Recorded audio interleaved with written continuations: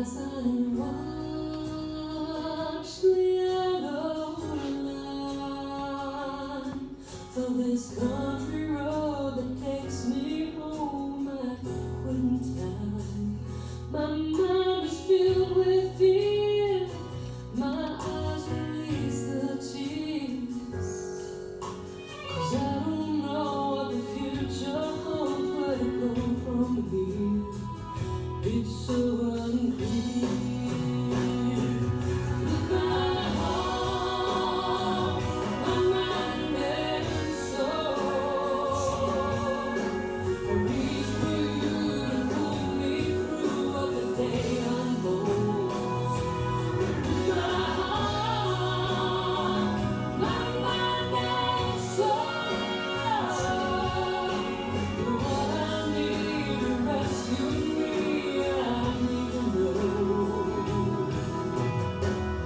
I'm not alone.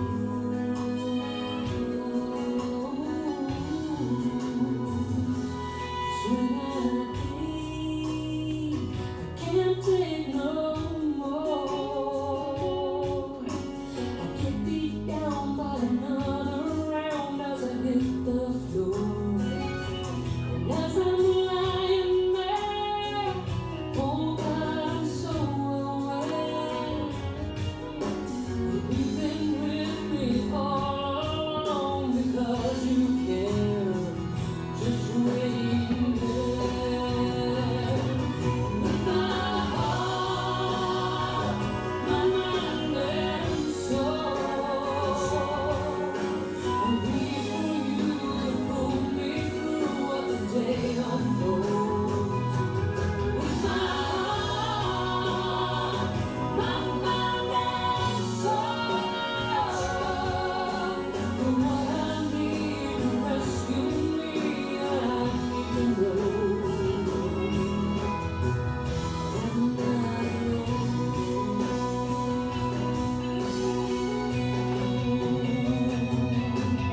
I'm the one that always runs away when the going gets tough. You're always there like an answer prayer. Never give up.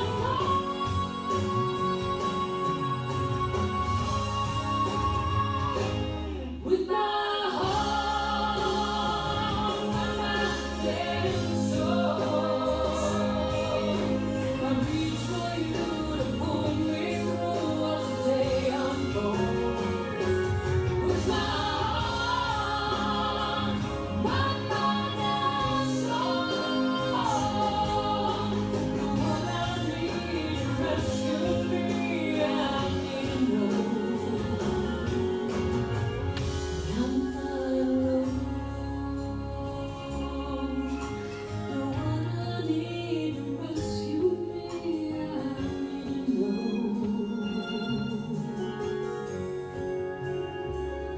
I'm not alone.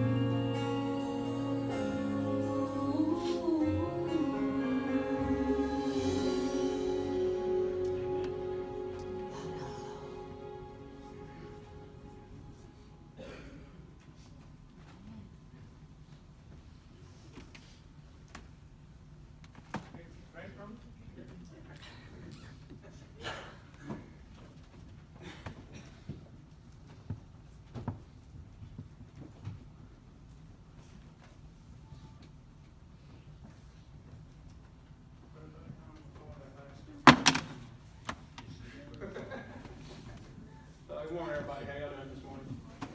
I guess I better warn you before I get started. I've done this testimony 2 other times at 2 different places. And it lasts about 30 minutes or could get 40 minutes. And Kathy's about 20 minutes. So are y'all willing to stay here another hour or so or something like that? Okay. Is that all right? No, I'm just I'm just kidding. We'll make it short as we can. Anyways, let me touch the follow that last testimony. That really touched me there. But I'll try. So anyway, most things, the only things y'all know about me here is I had kidney failure. But I've had a long 6 months. I've actually got sick back in 2009. And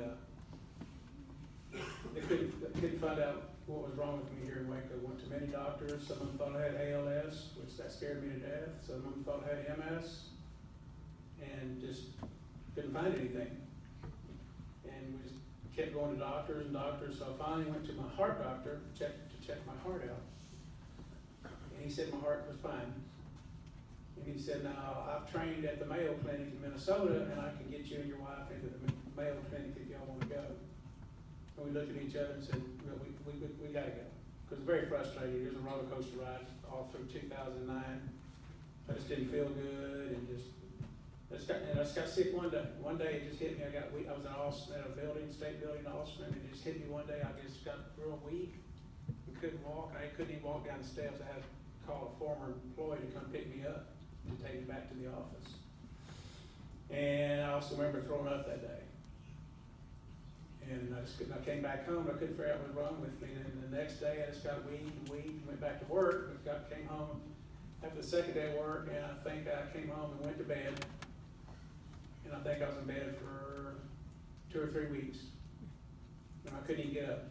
I just had this horrible wrenching pain in my brain, and I was just weak and couldn't move, and just dizzy spells. And I know for a couple weeks I could barely get up and go to the bathroom because I couldn't walk. And so I started getting a little scared. Luckily, my wife was a nurse, and she'd been a secretary or something like that. I'd been in trouble, but she took care of me all through these the last 6 years. And my family, we went through all this as a family for 6 years, and there were a lot of tough days in there. So anyway, to continue on, we went ahead and decided, my wife and I decided to go ahead and go to the Mayo Clinic. And they said I'd be there a week going through tests. Ended up there being 2 weeks. We had to change our flight like twice. So I was there for 2 weeks, and they ran me through the ringer. And the only thing we left with when we left the first time, Randy, you've got carpal tunnel syndrome. What? I said, I had my knees were this swollen, my ankles were swollen, my blood enzymes were just off the wall. And finally, as we continued going to the doctor, my wife had to get a wheelchair to get me out of the car to get me into the clinic. I couldn't even walk. I couldn't even hold my head up, and it continued to get worse and worse. And I lost 45 pounds, and I looked like death. A lot of people said, Randy, you look like you're going to die. You look like death. And I thought I was going to die. And I started getting a little frustrated with God, and going, God, why did you do this to me? I felt like I was a great person, great husband, great father to my kids, and why did you do this to me? And I thought that for a long time. And I also went through a lot of depression, cried a lot.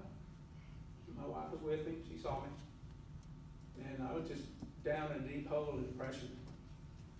And I'd go to bed at night and just go, God, why me? Well, I've got a beautiful family. I'm an active guy. I do this and that. I have a lot of fun.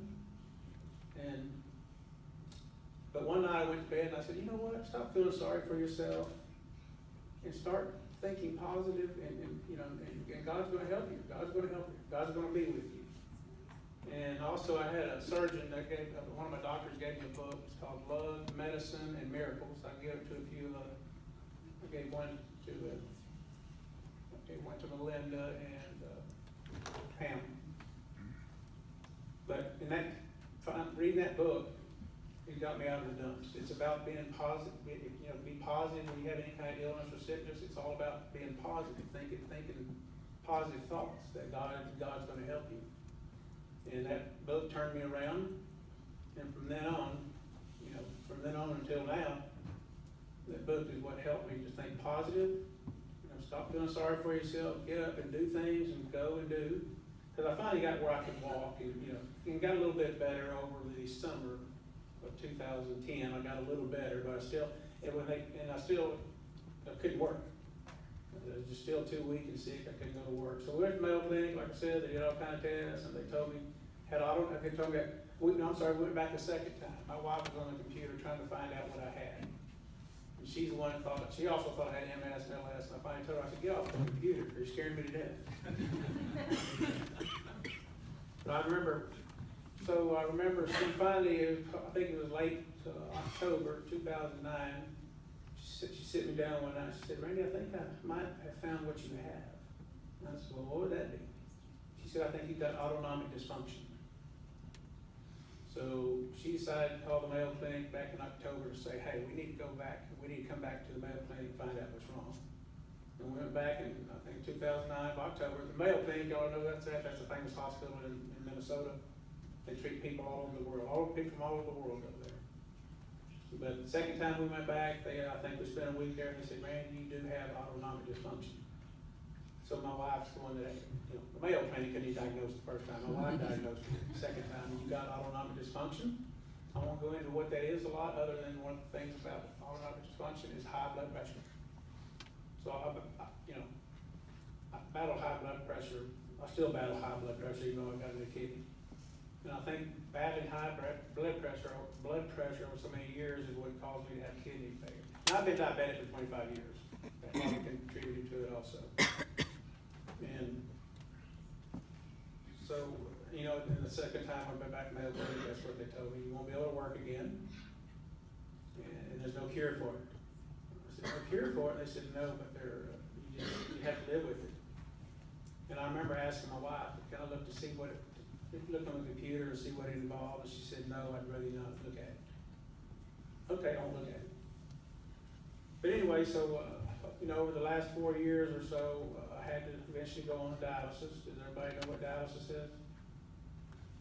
It cleans the toxins. It's a machine with a filter and a pump, and it cleans the toxins out of my blood because my kidneys aren't filtered out, aren't working properly. And, I'm glad God had gave the medical field the power to come up with dialysis. Amen. Because if there wasn't dialysis, I probably wouldn't be here today. Dialysis actually kept me alive. That's what kept me alive. One day, if I wanted to say I'm done with dialysis, I would have died in 2 to 3 months. So that's what dialysis does. It keeps you alive. Keeps the kidney patients alive. And it was like a part-time job. I went every Monday, Wednesday, and Friday from 7 to 11 in the morning. For 4 hours, I'd sit there and just, they had a TV to sit there and watch it while they go. And this, just to show you, this is what I did dialysis. Just stick 2 needles in here. All the blood in your body goes out in 4 hours. It's clean and it goes back in.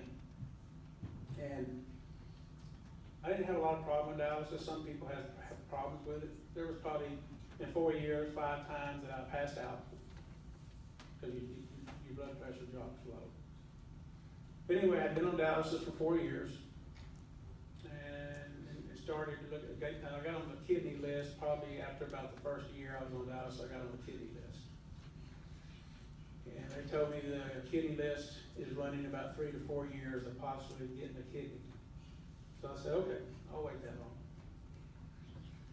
And in the last 2 years, I've had 2 friends of mine get tested to see about donating a kidney. One of them was the healthiest guy, who's my neighbor, Brad Strickland. I don't know if y'all know Brad Strickland, but he's my neighbor. I love him to death, man. He's one of my best friends. But Brad came over one morning. He said, Randy, I've been praying about this. I want to see what I need to do to donate your kidney. I said, really? I said, oh man, thanks so much, man. So over the last 3 months, he went through testing and everything. And then it was on a Tuesday. It was one morning. It was on a Monday morning. He walks every morning, about 5 o'clock in the morning. And we were going to know whether he's going to be able to donate a kidney that Tuesday. And that Monday morning, he was walking. He started feeling bad. He came back home, sat in the recliner, got dressed, went to work. And they called him on Tuesday and said, no, I'm sorry, he had a blood clot. They called him to the clinic, I think on Tuesday. He had blood clots in his legs. And they found blood clots in his lungs. So that knocked him out. He's going to be on blood thinner the rest of his life. So that knocked him out from giving me a kidney. And he felt really bad about it. And I said, Brad, think about it. If they would have passed you and we would have having surgery, you would have died, man. You might have died giving you a kidney because he had those blood clots in his lungs and his legs, and he didn't know it. So, thank to God that the doctor found out that he had that. And I had another lady, I didn't know a lady that offered to donate a kidney. Her mom worked with my wife. Her name was Jessica. Didn't know her. She she just called my wife one day and said, I think I want to donate your husband a kidney. And I invited her and her family over to eat, we talked about it and everything. She went and got tested, and they denied her because she had one kid, but I think she had a lot of problems when she had her first kid, a lot of high blood pressure problems. And they said if she ever wanted to have another kid, it wouldn't be good with one kidney, so they knocked her out. And I've had a number of people that have offered to give a kidney. They've called me, they've come by my house, hey Randy, what do I gotta do to give you a kidney? And I gave them a card and told them to call the transplant center in Temple. Never heard back from them. Never heard back from them. So what does that take if they decide not to? And I understand that, because donating a kidney is a very big deal. Just like Kathy donating a kidney, that knocks her down to one. And she knows this, something happens to her, she's gonna be in my boat on dialysis looking for a kidney. But that's the chance she was willing to take in donating a kidney. Isn't that unbelievable? Amen. Unbelievable. But anyway, so we continue. And also I was diagnosed with gastrophoresis. That's damage of the nerves in your abdomen. And you can ask my family, I threw up every morning for 2 years. 1 week I threw up 30 times. I can brush my teeth, if it caused me to throw up, I'd cough and I'd throw up every morning. My kids had to hear sometimes I'd go hide, I'd go outside because I didn't want my kids to hear me every morning throwing up. But once I started dialysis, that changed. I didn't throw up as much anymore. So anyway, back to October 11th. I got a call one day from my transplant center. They said, Randy, we might have a kidney for you. And I said, really? They said, yeah, we might have one for you. So we're doing some testing on this lady now, and she's going through a lot of testing. And Kathy went through so much testing, they ran her through the ringer, she almost changed her mind and gave me a kidney. And she told me that. She said, Randy, I almost changed my mind. They just ran me through the ringer. For 3 days solid, she went through testing, questioning, and she told them, no, I want to donate a kidney to Randy. And I think they tried to talk her out of it and put her in a pool. When you have a kidney transplant, they put you in a pool where mix and match, and they tried to talk her into giving it to someone else. She said, no, I'm giving it to Randy or nobody else. So, it's unbelievable. And what Kathy has done for me is given me a second chance in life. Amen. I've always been close to God, but when you go through what I did, she'd almost want to be his roommate now. It's not get quoted. No, but anyway, I'm a changed person. I've always been a Christian, close to God, but I've changed. I think my wife can notice the change now. I'm just different. I just want to pay it forward. I think God wants me to just pay it forward. Pay it forward, and all I want to do is help people out. And that book I just told you that I've read, and I've given it to a lot of people over the years that had, breast cancer and everything, but that's my mission now, is I want to get a bunch of those books and hand it to people that are dealing with health issues and down and out, because it'll definitely help you. It'll definitely help you. But, without God, I don't think this would have happened. Like I told you, there's a point I got down on God going, why me? But, like I said, just one night I told you I just wanted to take it and be an inspiration to people, and I feel like I've had a lot of people tell me you're an inspiration. And over the years, I've had, I think, 7 churches praying for me. I've had 7 people saying, we're praying for you, Randy, in our church. And people over town in Waco were praying for me that knew me or knew of me. And, people are thinking about you and praying, boy, that goes a long ways. Amen. Long ways. It just puts you at peace. And, and are you also looking at a miracle? Anybody ever seen a miracle in your life? You looking at it. Because Kathy and Mike had some land out there in Riesel, and they said they do not want, and I was on KOTX, did a little special on there it was in the summer. And they said they never watch TV at night. They work, they come home and eat, they work around their property and their horses and everything, they never watch TV. And for some reason that Sunday night after my deal on KOTX, they came in to get a drink of water and just looked over at the remote control and turned the TV on, and there I was. Kathy said she went to bed that night, and it's in her heart God was talking to her I need to give that guy a kidney that was on TV. I just felt like God wants me to give him a kidney. And I think she got up the next morning, talked to her husband, Mike, and he wasn't for it in the beginning, and I don't blame him. But she finally had to come over to her side and support her, that her son and daughter, that she talked to them, they weren't for it, they finally came to her side, and as a family, I think they were all supporting her, saying, yeah, that's, really we feel like God wants you to do that, and we're behind you.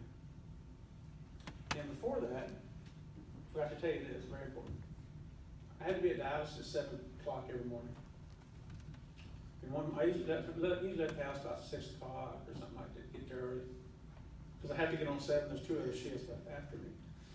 So I drove a little truck, I was about 2 miles from the dialysis clinic, and my truck broke down. I was rushing to get there, my truck broke down. And luckily I coasted into a dental office parking lot, right off the loop there, HK Dodge and Loop in Temple. So it started back up, but my transmission was gone, it wouldn't do anything. So I called my wife, I said, hey, my truck broke down, you need to hurry and come get me as soon as you can. That was her first day of vacation, I'm sure she wanted to get up and rush and get me. But she came down and got me. And we're at the red light about a mile from the dialysis clinic. And this little car pulls up on my side, the passenger side, it's the black lady, and she says, Randy, wait it down. Does Randy still need a kidney? I said, yeah, that'd be me. She gave me a card. And what she did, she did show the sticker on the, yeah.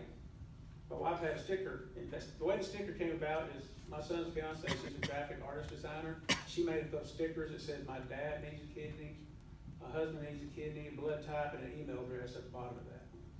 So that black lady that day saw that little sticker, drove my window down, give her a card. I looked at the card and I thought, that's Nina Harden. You ever heard of Nina Harden, KOTX reporter?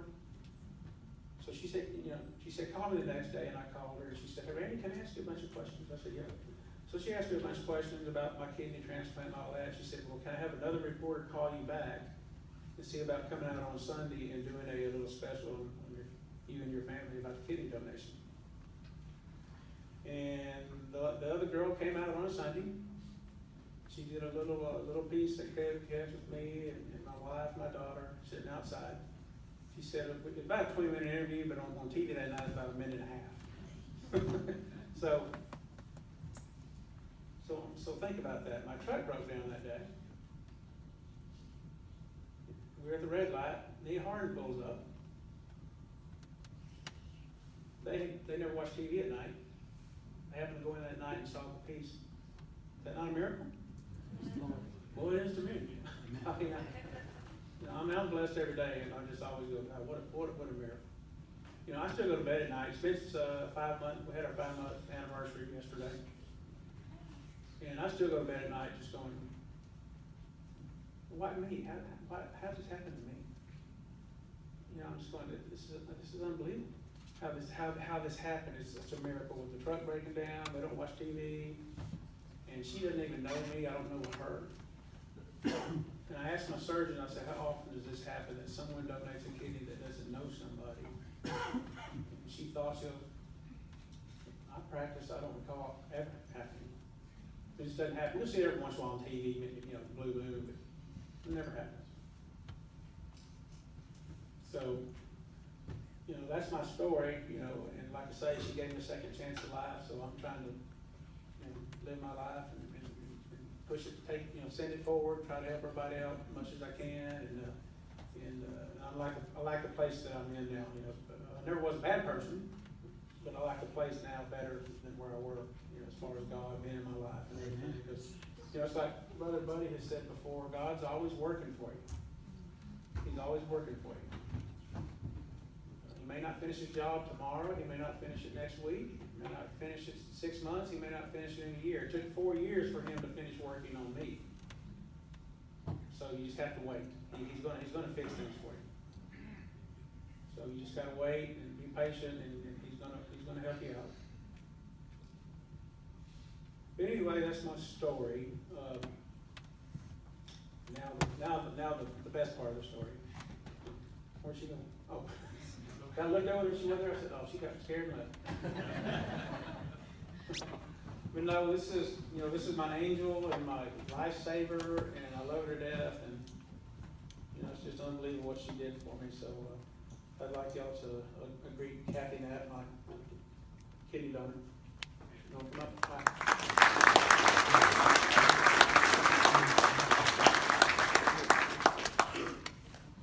Well, I don't have the gift to talk like Randy, okay? So I'm gonna just read what I wrote. It says, "You're about to hear about my journey and how God is still alive and working miracles through everyday people like you and me.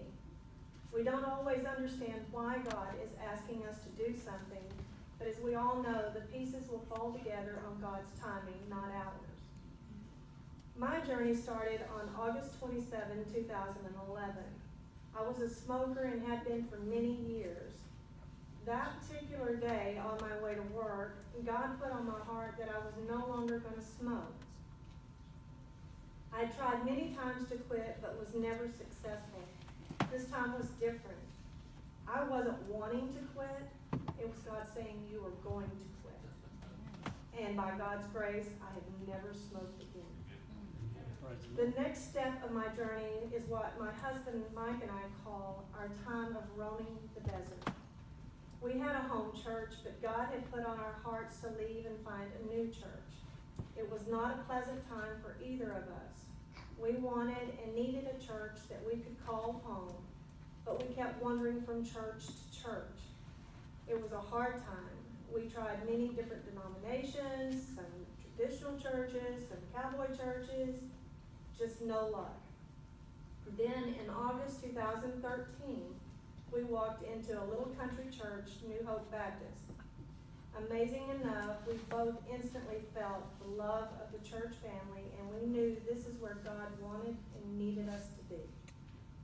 God had placed us with a church family that is very loving and supportive of each other, and also with a pastor that showed the same love and support for each person in his congregation. God continued to make changes in my life, from my addiction with Dr. Pepper to changing my eating habits. I'm not an alcohol drinker, but my addiction with Dr. Pepper was as bad as any alcoholic has.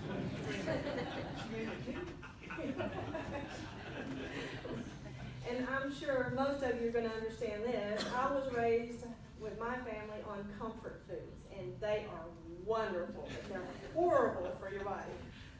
Still, with all of this, I didn't understand what God had in store for me. Then in August 2016, while watching TV, God revealed what he needed me to do. First, let me explain for a minute that I have always claimed to be a believer and that I have faith.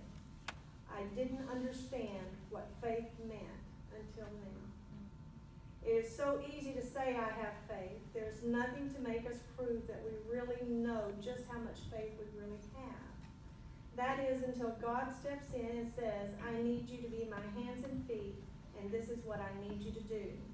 Believe me, I was shocked. I let my pastor Robbie know that I was entering into unfamiliar territory, and I really needed prayer. Being the man of God that he is, he has been with Mike and I in prayer and guidance through this entire journey. So what was God asking of me? God was asking me to go be tested to be a living kidney donor for a man I do not know, I have never met, I've never seen, and never even heard of. So for 3 days, I tried to ignore the voice inside. Thoughts ran through my head, why me? I'm just an ordinary person, and then I couldn't ignore it anymore. So I called the transplant center and asked what I needed to do. They gave me the paperwork to fill out, and on the form, it asked if I wanted to be a donor for a particular person.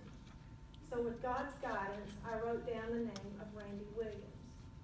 What are the odds of me being the perfect match? I had tested a little over 10 years ago to be a bone marrow donor for anyone in the entire United States that needed it. I have never been a match for anyone. So my thoughts are the odds, they're not good on me being a match here either. But because God needed me to do it, then I was going to do it. I'm not a person who goes to the doctor, and to be real honest with you, I'm not fond of doctors at all. To make a long story short, I was a very high match for Mr. Williams. I never knew there were so many tests that could be ran on one person. And believe me, at one point I felt if they were draining all of my blood. Not only physical tests, but I also had to talk with many counselors and even a psychiatrist, which, by the way, at one point made me feel like she was questioning my belief and my God. So these tests continued for what seemed like forever, but in reality was about a month and a half.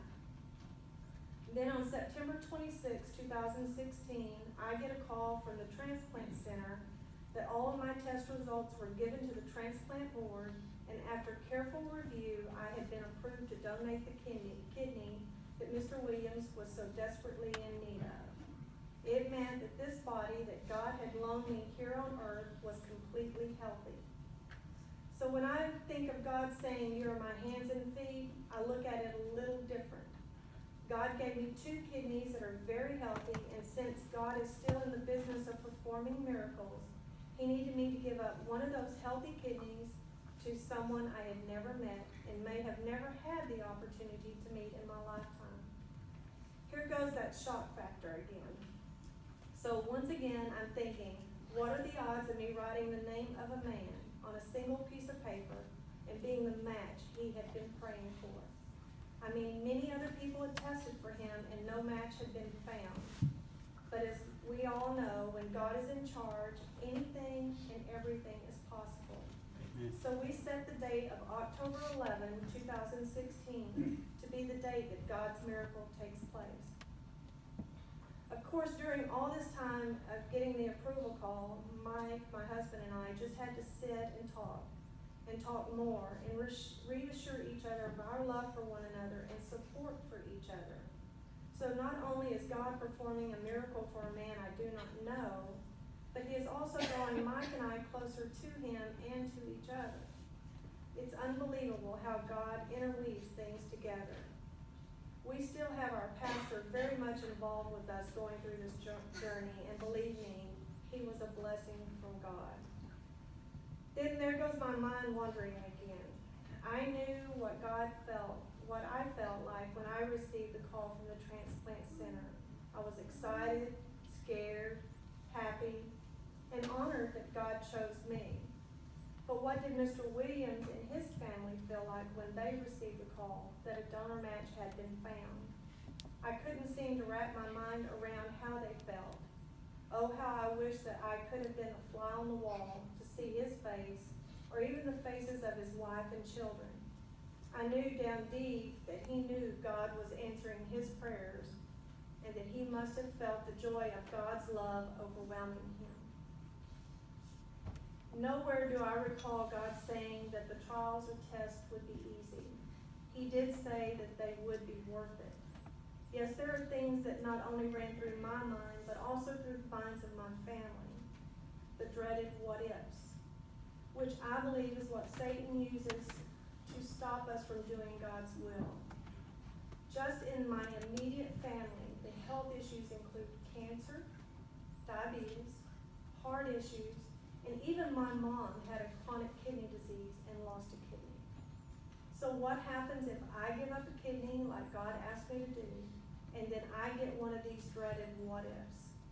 After lots of prayer and listening to what God had to say, I truly believe God had made this body to be used in the way He needed it to be used. Amongst all of these earthly diseases that have been the demise of most of my family, I truly believe with everything I have that God has a shield of protection over me, and should I encounter health issues in the future, God will get me through them. Amen. God will not leave me to fight on my own. He is a faithful God, and He will always be with me. During this time, when the process of testing started, I had shared it with all my bosses. Then when the call came in that everything was a go, I shared it with them as well. I have been blessed to work with such wonderful and godly men. Here's part of the email that was sent to all of the employees at our firm from our partners. A few of us have been aware of Kathy's efforts to become a kidney donor. She has now been accepted and will undergo the transplant surgery on October 11. I requested and received permission to to let everyone know about this incredible and selfless undertaking. The email below provides some of the specifics. Kathy has prayerfully considered this and knows she is being called to do this. Let's be in prayer for her, the surgery, her recovery, and successful transplant of the recipient. This email triggered many responses from my coworkers, and I found out real quick how small a world we live in. Several coworkers knew Mr. Williams, but one in particular that brought a smile to my heart was from my coworker Dana. Dana had just seen Mr. Williams 3 days before at the Lorena homecoming game. She said she had not seen him in years because her kids had grown up and had moved from the Lorena area. Mr. Williams coached her kids in different sports and everyone just loved him. She also said that she almost didn't recognize him and that she could tell something was very wrong with his health, but she didn't feel that that was the time to start asking questions. Her seeing him in such bad health was not what brought the smile to my heart. She continued to tell me how amazing this man is, how he has always been willing to help anyone he could and is always so positive about everything. Now that made me smile. Once again, I knew God knew what he was doing. Even though I had never met him, I knew that this kidney I had in my body was going to a very deserving man. Once my part of the surgery had been completed, the surgeon came out and told my husband and everyone else waiting in the waiting room that it was the perfect kidney. Now you have to understand that that kidney was not perfect because of anything I did. Quite the contrary. With all the soda I had consumed in my life, that kidney should have been far from perfect. But because God was in control here, then there's no doubt that he made that kidney perfect just for Randy. Amen. Satan tried to stop this miracle from taking place on many occasions, but the power of God is too powerful for Satan to stop unless I had allowed Satan in and to take over. I learned more and more how to lean on God for my answers and guidance rather than doing it on my own. Since the surgery, Satan has not stopped trying to put the cap on the light which God has shining. But for every attempt Satan has used trying to put out this beautiful light of life that God has given, God gave me the strength to get through it. God will test your faith. Sometimes it may be something simple. Other times it will be something really challenging. Trust God without a doubt, and he will make everything perfect according to his will. How does this story end? There is no ending. I believe this is only the foundation to what God has planned. Amen. As God reveals more pieces to the puzzle, then we will get the opportunity to see more of his master plan. Until then, I hold strong to my faith and knowing that my God is a living God, and he is still preparing each of us for the journey he has planned. Even though our journeys may all be different, don't be afraid to follow his plan. I can tell you from my experience that I am so thankful that I listened. There is a joy inside of me that is hard to explain, and I would not trade it for anything in the world. I am so thankful God felt I was up to the task at hand, and this is just the beginning of many beautiful things to come. I'm going to leave you with a common interpretation of Psalms 126:6. Man says, "Show me, and I will trust you." God says, "Trust me, and I will show you." Amen. Praise the Lord.